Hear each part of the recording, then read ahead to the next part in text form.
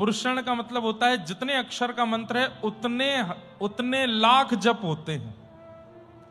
गायत्री में 24 अक्षर हैं, इसलिए 24 लाख जाप होता है। अब आपके ऊपर निर्भर करता है आप कितना बैठ सकते हो। 5000 मंत्र यदि रोज जपोगे तो 16 महीने लगेंगे। 16 महीने तक ना आप नखून काट सकते हो, ना केश काट सकते हो, ना दाढ़ी बना सकते हो।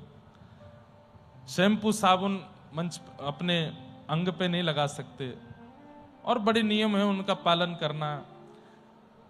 गायत्री को अनुकूल लगे उस भाव से आपको रहना पड़ेगा। वो महाराज जी बताते हैं नियम वैसे रहते हैं। तो इस स्थान पर इतने पुरुषण हुए हैं, उन पुरुषण कर्ताओं को कथा सुनाने का अवसर मिलना ही बहुत बड़ी बात है। तो ये हमारे पूज्य दादाजी की कृपा है, उन्होंने पुरुषण किए इसीलिए हम यहां आ पाए। तो हम जो बात कह रहे थे कि श्री सूरदास जी और परमानंद दास जी जो हैं, इनको भक्ति मार्ग का सागर कहा गया। क्यों? इतने पद रचनाएं कर दी कि उसका कोई पारावार नहीं है। कई पद में गाऊंगा जो आप सुन चुके होंगे पहले भी, और परमानंद दास जी ने बाल लीला के तो बहुत ही पद गाए। कन्नौज में आपका जन्म हुआ था, उत्तर प्रदेश में कन्नौज, जहां के इत्र बड़े प्रसिद्ध हैं, वहां श्री परमानंद दास जी का जन्म हुआ। एक परम पवित्र कुलीन ब्राह्मण परिवार में आपका जन्म हुआ। आपके पिताजी पुरोहित कर्म करते थे।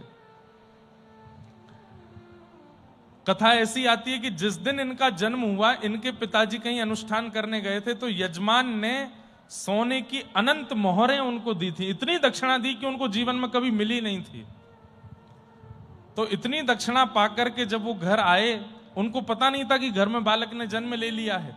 घर आकर के और सीधे महाराज बस यही बोलते आए, परमानंद हो गया, परमानंद हो गया, परमानंद हो गया। वो तो इसलिए कहते आए थे क्योंकि दक्षिणा इतनी मिली थी। घर के सब लोग बोले, हाँ परमानंद तो हुआ ही है, आपके घर लाला हुआ है। तब आप बड़े प्रसन्न हुए, बोले भैया ये जो है, ये तो हमें ऐसा लगता है लक्ष्मी जी का वरदान हमारे यहाँ आए, इनके आते ही इतनी लक्ष्मी आई है हमारे पास। तब इनके घर के लोगों ने कहा, तुमने आते ही कहा परमानंद हो गया, परमानंद, तो इस बालक का नाम परमानंद ही रख दो। तब आपने कहा एक बार कुंडली देख लेते हैं, और नक्षत्र आदि देख करके जब अक्षर निकला तो पाप ही अक्षर आया। तो उन्होंने कहा ये सब तो संयोग है, और नाम परमानंद रखा। दास तो ये बाद में हुए, पहले इनका नाम परमानंद स्वामी, परमानंद नाम हुआ।